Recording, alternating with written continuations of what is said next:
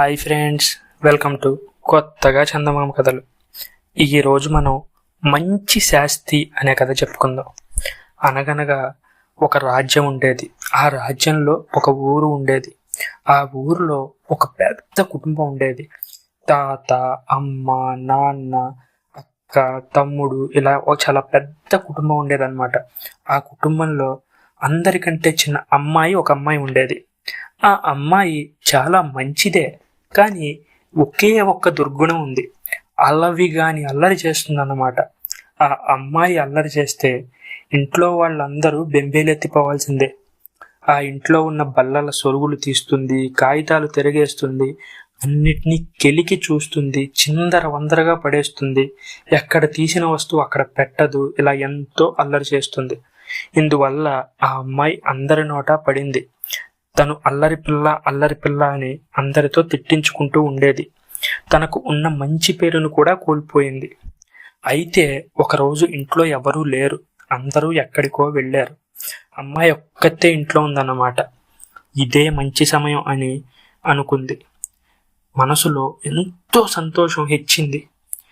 అలా మెల్లగా నడుచుకుంటూ తాతగారి గదిలోకి వెళ్ళింది.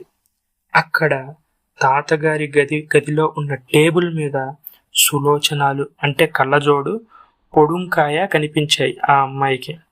భలే భలే అని అనుకుంది ఆ రెండింటిని చూసి. కళ్ళజోడు పెట్టుకుని చూసి ఎంతో కులికింది. అటు ఇటు గెంతింది, నాట్యం చేసింది. కళ్ళజోడు పెట్టుకొని తన కళ్ళు సరిగ్గా కనిపించకపోయినా ఆ అమ్మాయి దాన్ని పట్టించుకోకుండా చాలా సంతోషంగా ఉందన్నమాట. ఇంతలో పక్కనే ఉన్న పొడుంకాయ కూడా చూసింది.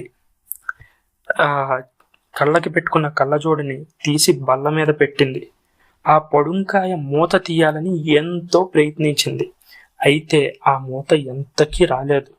ఆ అమ్మాయి చెయ్యాలనుకున్న పని అస్సలు అవ్వలేదన్నమాట. అప్పుడు తను ఇలా అనుకుంది, మూత అసలు ఎంత తీసినా రావట్లేదు, గోరు పెట్టి లేపేస్తా, ఎందుకు రాదో నేను చూస్తా అని మనసులో అనుకుంది. అని గోటితో ఆ మూతని గట్టిగా లేపేసిందనమాట.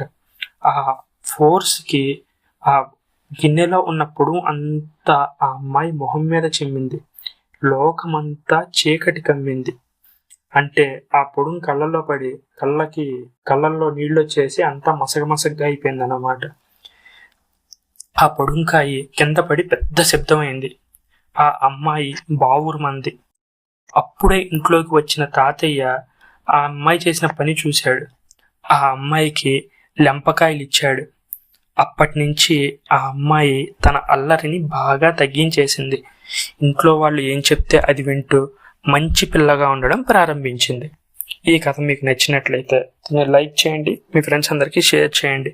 మన ఛానల్ని సబ్స్క్రైబ్ చేసుకోవడం మాత్రం అస్సలు మర్చిపోకండి. Thank you friends.